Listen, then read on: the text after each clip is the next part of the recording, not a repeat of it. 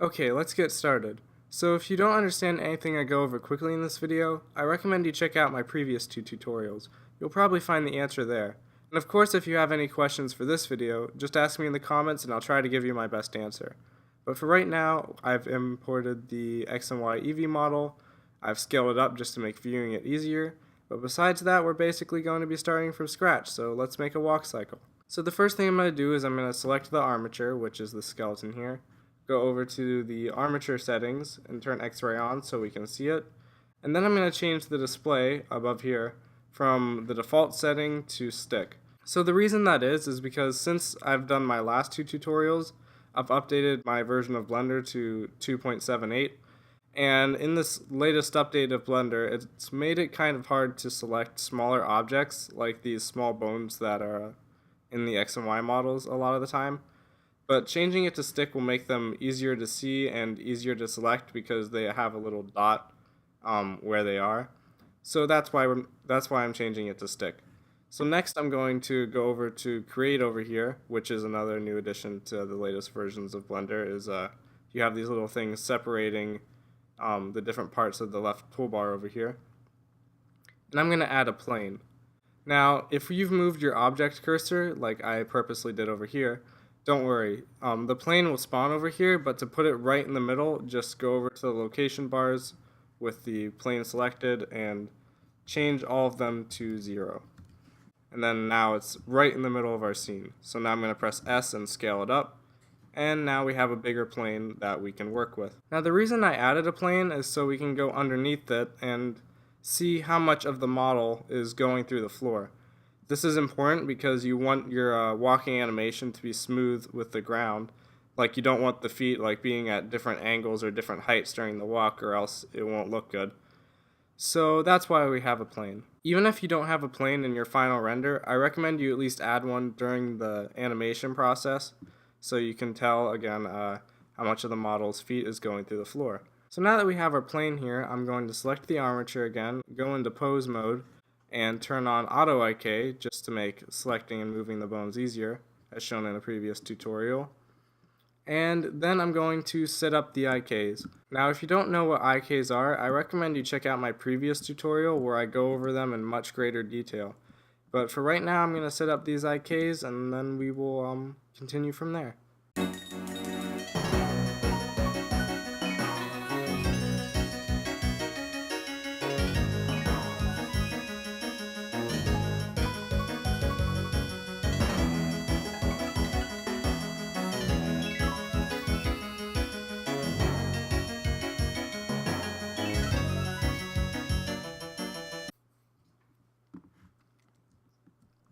Okay, let's see if I set them up properly. Okay, that's good.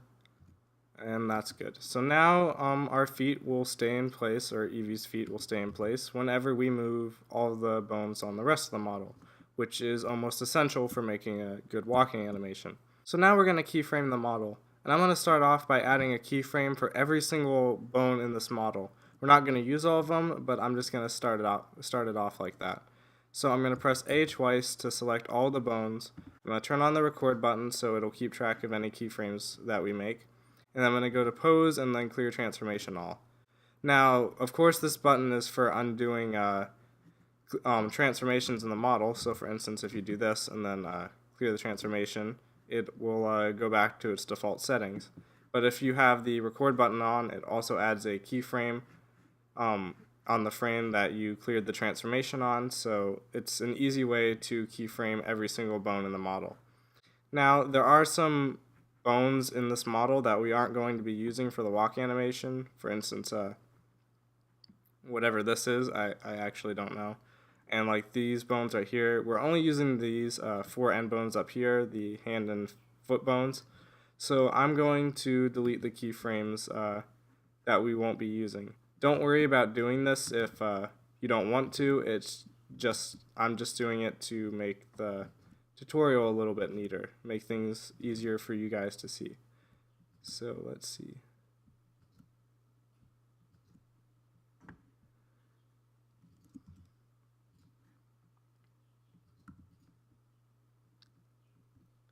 Okay, so I've deleted all of the unnecessary keyframes that we won't be using. Again, don't worry about deleting them like I just did. You can leave them there and it'll be just fine. So now we're going to actually make the walking animation. So the first thing I'm going to do is I'm going to tilt the spine down a little bit like this using the rotation tool. Just a little bit, not too much.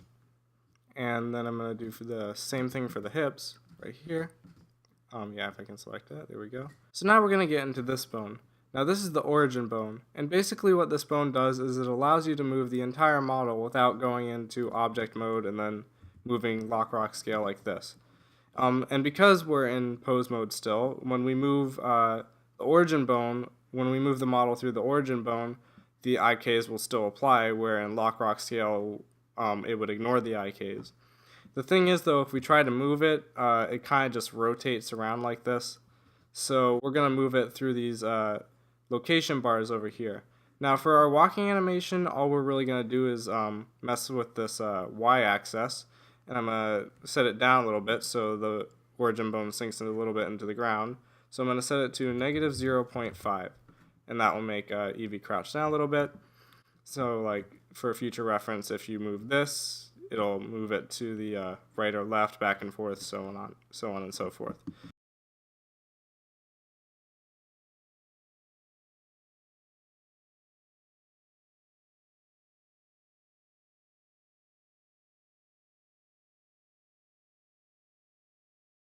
So now we have kind of our starting keyframes up. We've made all of the changes here we've made have been keyframed on frame 0 because that's where we currently are. But now we're going to actually make some more keyframes. So now I'm going to select all of the end bones that we have for our hands and our feet. And then before we actually start keyframing the walking animation, we need to decide how fast our walking animation is going to be in itself. So I'm going to use 28 frames, and the frame you choose here, it can be, I'm just going to use 28. It's how long it's going to take for the model to loop one cycle of its walk. So for instance, if we hypothetically look at this foot here, going back, going up, and going like this, that will be 28 frames long. It can be a different number for you, but the number you choose here will determine how fast the walking animation is. So if you do a higher frame number, it'll be a slower walking animation. If you do a lower one, it'll be a faster walking animation.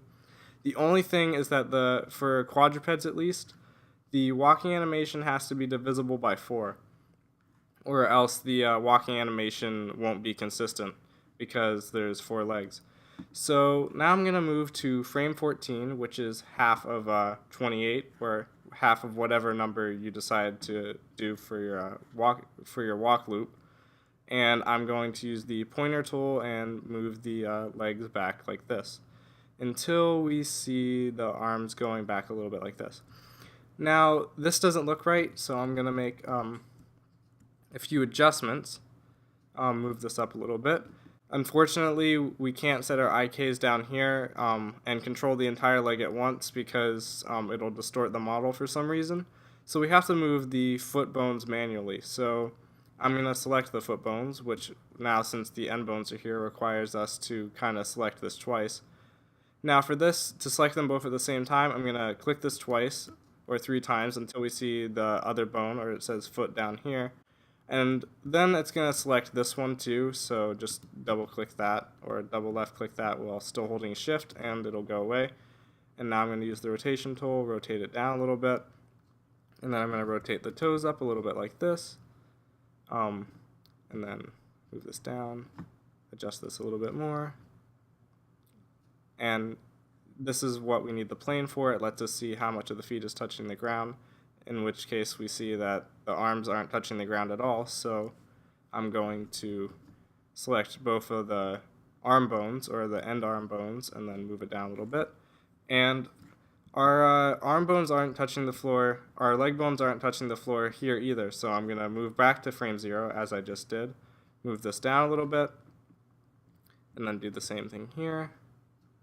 And there we go. Now that we've done that, if we play the animation, pressing Alt and A, I'll set the end frames for animation down a little bit just so I don't have to keep pressing Alt A. you will notice that the legs are moving backwards. Now, right here, it's kind of going through the ground. Again, this is what the plane's useful for. Useful for, uh, because you can see how much of the feet is actually going through the ground, and we don't want that because we don't want Evie's feet sinking through the ground. So at about frame 7, or the first quarter of whatever number you've selected, for your animation loop, that is, we're going to select our end bones and move it up a little bit so it's on even with the ground. And now it's still jumping around just a little bit, but it's a lot smoother than what it was before. Maybe I can move that down just a little bit. Yeah, it's a little bit better, but it's not too noticeable, so it's not that big of a deal. So now we kind of have our first slide like this. So now I'm going to go to frame 28 because that's what our animation loop is. And now we're going to go to our keyframes up here. Again, make sure you're on the right frame whenever you're keyframing your keyframes. Okay, I'm going to press A to deselect all of that. And we're going to go to our original end bones right here. We're going to shift select all of them. We're going to shift select any that have keyframes in front of them. So for instance, this one, this one, this one, this one, this one, this one, so on and so forth. And then we're going to go to frame 28, or your loop number. And we're going to duplicate the keyframes, shift D. And then we're going to move them to that number, so 28 for me. And now, if we play the loop, it will go back and forth kind of like a slide. This is going through the floor, but it's not going to matter because we're going to make the feet go up into the air, which we're going to do right now. So I'm going to go to the third quarter of our loop number, which in my case is 21. I'm going to select all of the end bones again, and I'm actually going to go just a few frames in front of like the half point, so like frame 18 or 19, probably 18, and then I'm going to move the feet up like this. So now it'll do that, and the feet are in the air. Then we're going to go to a few frames before our loop number, like 3 or 4 frames, usually 3, or 4 depending on how long your animation is or how long the loop is. We're going to move it just a little bit higher up, move it a little bit forward, and now if we play our, actually I'm going to move that backwards just a little bit. So now if we play our animation, let's see how it looks. So now Evie's doing this kind of hop thing. So now we're going to move on to the rest of the legs, so for instance the toes and such. What I'm going to do is I'm just going to grab the foot bones real quick just to make a few adjustments. It's not that big of a deal, just a few for a smaller sense of detail. Like right here, I'll move it up just a little bit. Hold on, let me check that. Sure. And then I'm going to select the toe bones, but in this case you can't select all 4 of them at once like this and rotate because it'll do that, yeah. So I'm going to just select the front 2 at first, and I'm going to go down here to the right hand and left hand keyframes. You can tell because of the name right here. I'm going to shift D, the original keyframes that are right here, because since these hands aren't moving at all in the first half of this loop, we're going to duplicate them to frame 14 so we don't have any movement in this. And then I'm going to go a few frames forward, usually to the same place the end bones are keyframed, right here, at least the front end bones, and then I'm going to tilt them down like this. Then I'm going to go to usually right here, same thing to keep them consistent, not always the best thing to do, but in this case it works. I'm going to clear the transformation to make things more consistent, tilt it up a little bit, and then I'm going to go back to the right hand and left hand and then duplicate the original keyframes to frame 28. So now if we look at this, yeah, it's kind of doing, the hands are moving now. Now we're going to do the same things for these toes as well, and we don't actually need to duplicate the toes like we did for the hands, because in the thing we did earlier for making the feet look like they're staying on the ground, we kind of did change the toe position, so we don't need to worry about that. But we're going to do the same things with the toes for right here. We're going to tilt it downwards, and if your toes, if the toes or whatever Pokemon you're animating, if their hands or toes go through the ground, that means you didn't lift the feet high enough. So for instance, maybe I'll lift this just a little bit higher to make it look a little bit more, there we go. So now the toes are tilting down. We're going to go to the same frame right over here, consistent with our end foot bones. And then I'm going to rotate it upwards a little bit, like this. There we go. And now we have finished the leg movement. You might not think it, but we've actually just made a huge step in our walking animation, pun not intended, I swear.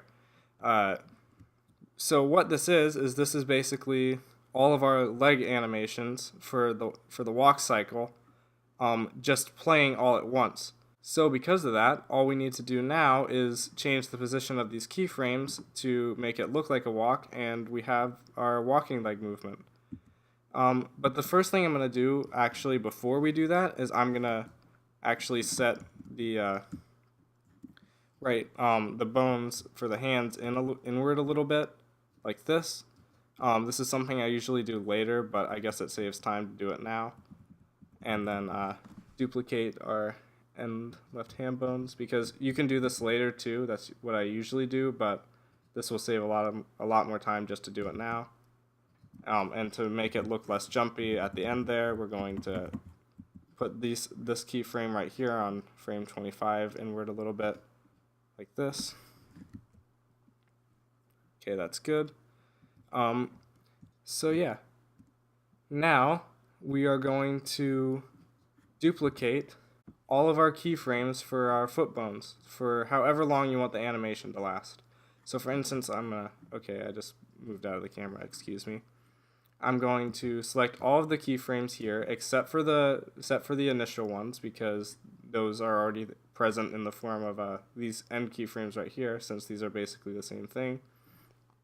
And I'm going to duplicate them and move them ahead the exact same distance, very important, exact same distance from apart from these keyframes. So for instance, imagine that these end frames right here are the exact same as these ones, because they technically are.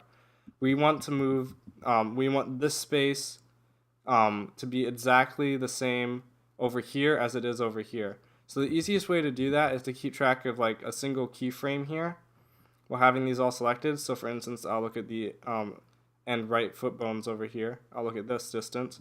And this is 7 keyframes apart from these. These are 7 keyframes apart. So if we go over here and go 7 keyframes ahead, which is 35, and then line up that duplicated keyframe. So like this. So like I'm pointing at it on my screen right now, but line it up like this. That these two duplicated keyframes are the same distance apart, like this. We will get the exact same distance. Now, just to make sure we did everything right, I'll play the animation again. Again, it's Alt-A to play the animation. So we'll look here. So yeah, it looks like we got our timing right. So now we're going to do the same thing for however long we want the animation to last. Except to make things quicker, you can actually box select over this. Oh, I don't think I explained what this is. This is a box select. If you press B, you can create a little box and it'll select everything in the box. So that saves a bunch of time than shift clicking everything. So we can actually select our previous duplicated keyframes as well. And now if we do the same method, it's like acting like these are these two distances need to be the same. So these acting like these are the ones on frame 0. These are 7 frames apart, so we're going to go 7 frames ahead, which is 63 for me. Duplicate this one so that it's the exact same position. So this one is 7 keyframes away from this one. This one is 7 frames away from this one. And this should be the exact same distance. Now I'm just going to set the end frames to 200 just to give us room to view the animation. So yeah, same distance. So I'm going to do that one more time, except I'm not going to box select it because I don't want the animation to loop 8 times. I only want it to loop 6 times. I'm going to go to frame 119 because that's 7 keyframes above 112, which is what this keyframe's on here. And I'm going to duplicate like this. And let's see. Wait, hold on. Did I get that right? No, I didn't. So if you mess up the timing, just undo and press undo a few times, and yeah, it should fix any problems you have. So let's see, frame 19. I lined up a different one. So I lined up this one instead of this one. So again, it's very important that you line up your timing correctly, or else you'll get that little weird glitch thing that you saw earlier. Huh. Hold on. Why are the feet in the air? Oh, okay. That was from earlier. My mistake. So now we have our 6-loop walking cycle. So now we're actually going to make these legs move like an actual walk instead of a hop, like I promised earlier. Now, usually how quadruped animals walk is they do it in sort of a pattern. So for instance, if we start with this leg over here, so like if they touch down the leg, so like for instance, when they touch down like that, it usually goes in this order. It's usually here, here, here, here, or here, here, here, here, so on and so forth. So to make it move like that, we're going to start with this keyframe over here. Now these are the left hand bones. So any keyframe over here that is with the left hand bone, we are not going to mess with. But any other foot bones, so for instance, right hand, right foot, left foot, we're going to box select those. We're going to box select these because they're associated with the right foot and the left foot.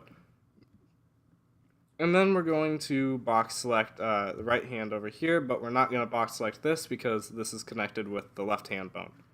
And now we're going to, actually I want to select the ones on frame 0 as well. Don't forget to do that. I just inverted, okay. Hold on just a second. Excuse me. There we go. Now we're going to select the ones on frame 0 again. And we're going to move these back 7 frames. Select these as well. Okay, gotta make sure you select these.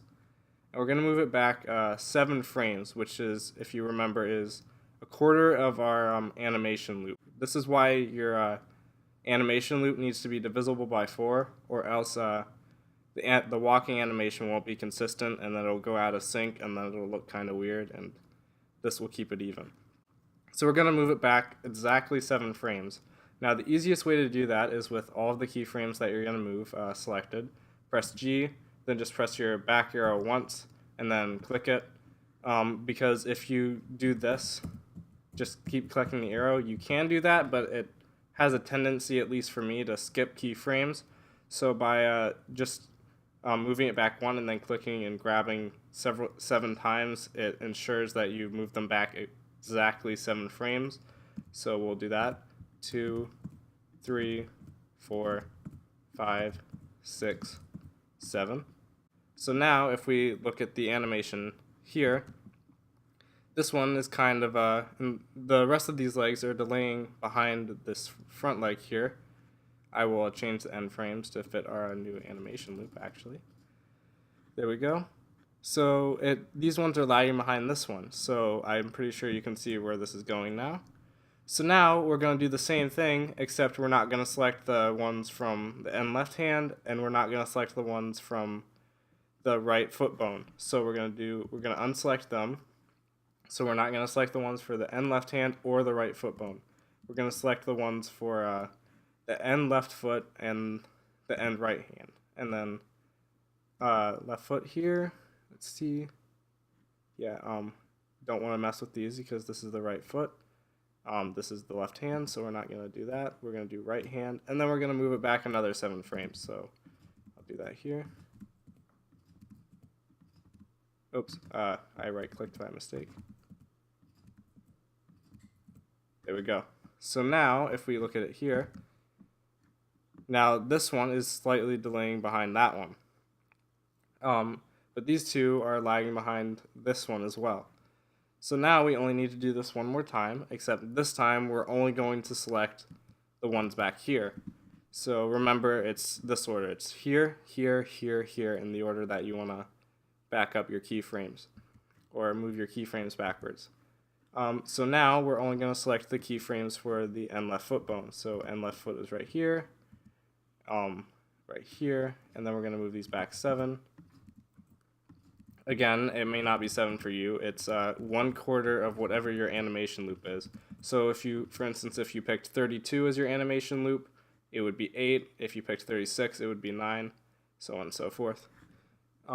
So there we go. It should be nice and even now.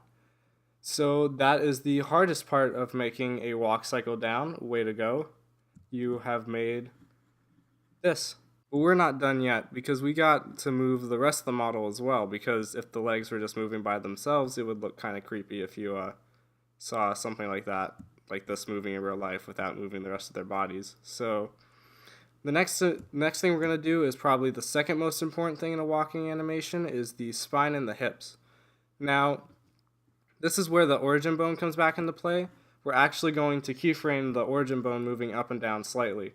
So we're going to go back to frame 0, and usually we want the origin bone or the spines to go up when the arms go up. So for instance, 7, which is the midway point of the arm going up like this, or whatever your quarter of your animation loop is.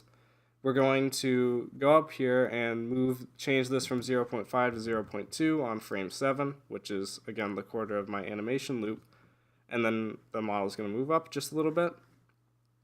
Now you may notice this yellow bar is actually the only one keyframed and the rest of those are green.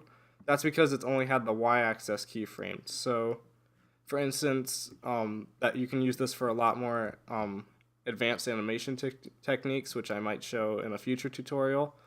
But for right now, it's not that big of a deal. You don't need to worry about it that much as long as you're only keyframing the origin bone to move up and down. So now we're going to go to frame 14, and we're going to duplicate this keyframe back to and move it here on frame 14 because the arms are this arm is back on the ground. So now if we do this, in between these keyframes, the body will be moving up and down a little bit. So it'll move up when the arm moves up, and it'll move down when the arm moves down. And then we're going to duplicate these, and then put them through the rest of our loop like this. This is why I said you wanted to, like when I was showing how to do the arm things earlier, why it's easier to do it earlier than now, because if I made the adjustment now to make these arms move in a little bit, I'd have to duplicate them and put them in the rest of the animation loops as well. It's not that big of a deal. You just need to make sure you replace the right keyframes, or else you could mess up your walking animation. But we're gonna have to do that regardless. So as long as you look and you're careful, you should be fine. So next, I'm gonna go to frame 21 because that's what our next quarter of our animation is.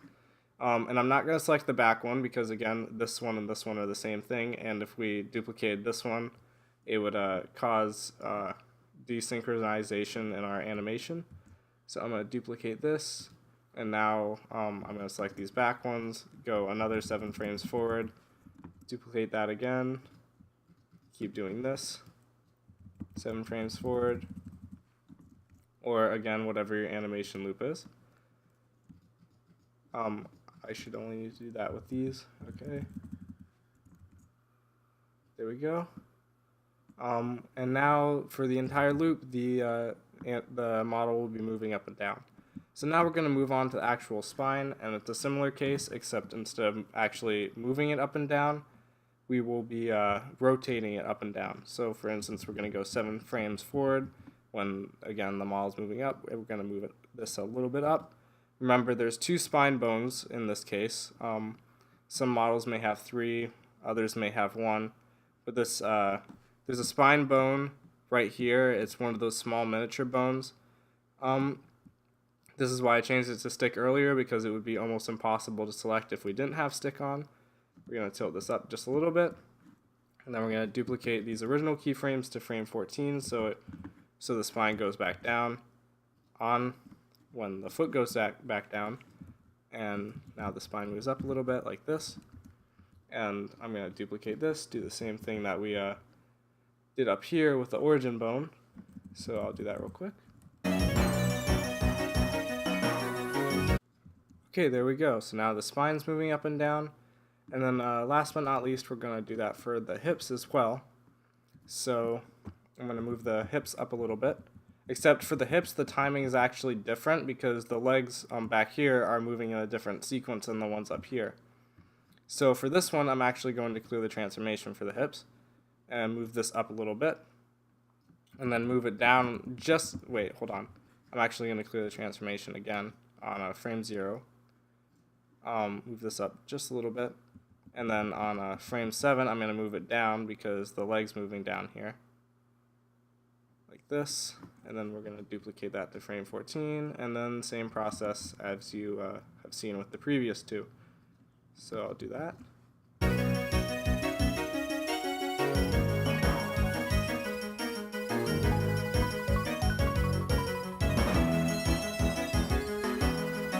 Now check to see if we got it right.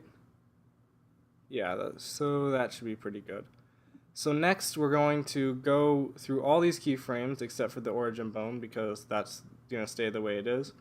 But to give the spine more movement because it's kind of stiff right now, what we're going to do is we're going to actually tilt the spine in a certain direction to give some spine movement. Now the direction you typically want to tilt the spine with when the model is walking is you want to tilt it in the opposite direction that the leg is. So for instance, frame 0, the leg's right here. We're going to tilt both of the spine bones a little bit in this direction, away from the hand. And then it's going to go back to the center because of this keyframe. But when we go to frame 14, it's still going to stay in the center because we haven't changed that yet. And then we're going to tilt it in the opposite direction, so this way, like this. And now we have now we can just now from here you have two options. You can either go through and do this for the entire animation loop like this, but if you're very careful, you can duplicate the keyframes and move them to replace every other keyframe. So for instance, this one right here, this one will be replacing this one because this one and this one are the same animation loop, except this one has the spine modification now and this one doesn't. So we're going to replace this one with this one, and if we have this duplicated in front, it should automatically move to that one as well.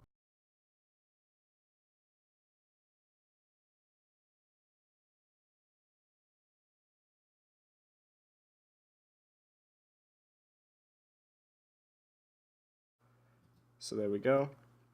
And then we're going to do that for the rest of these. You just need to be very careful because if you replace the wrong keyframes, it could cause some desynchronization. So you got to be very careful. Again, I'm making sure that I replace the right keyframes. Got to be very careful. There we go. And then for this one, we can just move this one over here. So now the entire walk cycle should have that spine modification, as you see. There we go. Oh wait, what's this? Huh. So this appears just to be some extra keyframes that I forgot to unselect. Don't worry about it. I'll just duplicate that. Move this back over here. So yeah, everybody makes mistakes, but there we go, easily fixed. You just gotta be very careful. That is a mistake that could be quite easily made, is like if you box select this intending to duplicate, you could forget that there was a duplicated keyframe up here, and then you'll duplicate that and it could cause some problems. So just remember which ones you have selected. So usually after I'm done keyframing or done duplicating something, I press A just to make sure that I don't have any other keyframes selected. I must have forgot to do that somewhere, but no harm done. So now we're going to do the same thing for the hips. We're going to tilt it in the direction, but unlike the spine, we're going to tilt it in the direction that the foot is at. So for instance, the spine, I'll move back to frame 0 to start with. As you can see, we're going to keep it neutral on frame 0 because both the feet are in their middle point. So we're going to go to frame 7 when this foot touches down, and we're going to tilt the spine slightly in that direction, like this. Then we'll go to frame 14 or 21 and tilt the spine slightly in this direction where this leg is. And then we'll carefully duplicate every other keyframe like this. Again, you got to be very careful. Can't say that enough. There we go. Right here. There we go. Is that right? Okay. I was wondering if that's what caused the error earlier, but nope, everything's good. Maybe I'll, there we go. So, maybe, apparently the hip animation ended a little bit earlier, so I'll just fix that real quick. Like this. 7 frames ahead.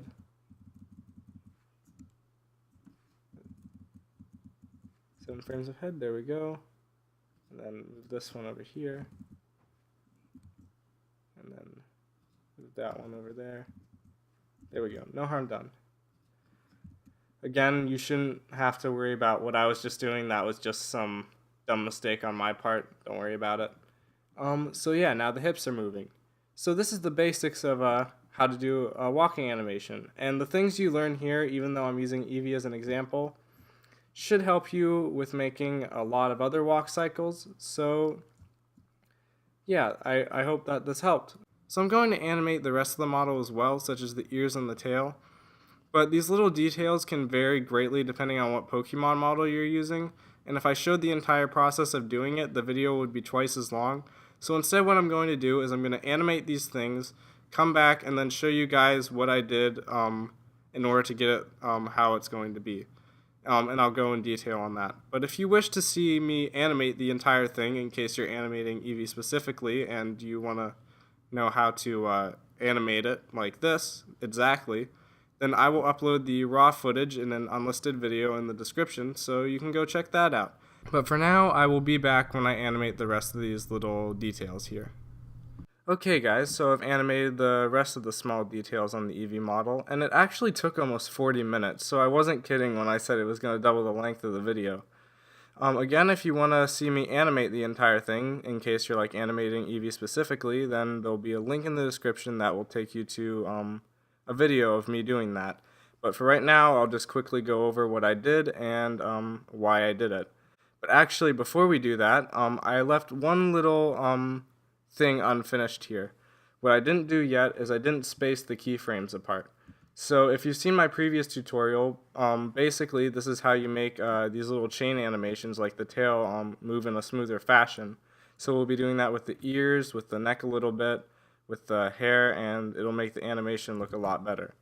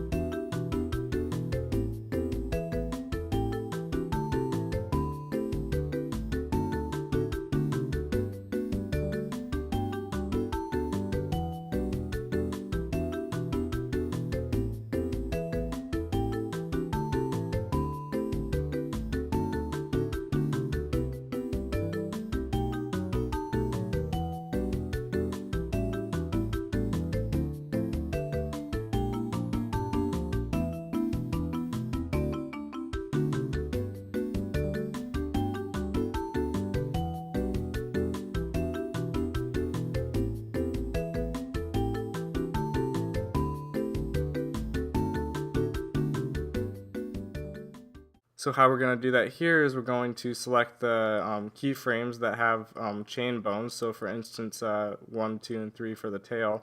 We're going to select all of the keyframes for 2 and 3 on the tail, and then actually I selected, okay, there we go. We're going to select the keyframes for tail 2 and tail 3, and then we're going to move them 2 spaces forward. and then we're going to only select tail 3, and we're going to move it another 2 spaces forward, excuse me. And now this end tail will lag behind. Again, make sure you check out my previous tutorial for more on that. And now it's lagging behind a little bit. I might do that a little bit more. 3 spaces, like this. See how that works. I animated the tail a little bit differently than I showed in my last tutorial when I previewed this one, kind of. What I did is made it go in a circular motion instead of back and forth like I showed. I thought it would just be a little nice twist on the walking animation. Again, showing all of the different ways you can make a single walking animation. So now I'll do the same thing with the ears. I'll go over to the ear bones. This time we only need to select the second ear bones, right ear bone, left ear. There we go. Move that 2 frames forward. There we go. So the second part of the ears is lagging behind a little bit. Now we'll do that on the hair over here. Do this. Go 2 spaces forward. Do it here as well. Like this. Right here. And right here. I think that's it. And then let's see what it did. So yeah, this front one is lagging behind a little bit. I could actually increase it a little bit here. I might do that. Maybe to 3 or 4. Like this. See it now. It could have been a little bit smoother, but it's pretty good for the sake of this tutorial. So let's do it here too. Oh yeah, I already did it there. So yeah, now we're going to do the head, which you don't want the head to lag behind too much or else it'll look a little weird. And I'm just going to go to the head bone. Where is it? Right there. And just move it 1 frame forward. Do this. You can't really notice a difference, but there's a very minor difference. And yeah, here's our finished walking animation. Again, you can take all the time you need to renovate it, so if you come up with something different than this, or you're not satisfied with what you do come up with, try renovating a little bit and see what else you come up with. Unlike the other things I've taught so far, animation isn't really set in stone, so feel free to experiment a little bit. See if you can make a happy walk, see if you can make a sad walk, see if you can make a angry walk. You can do a lot of things with this, and I hope that this helps you out a little bit. So thanks for watching.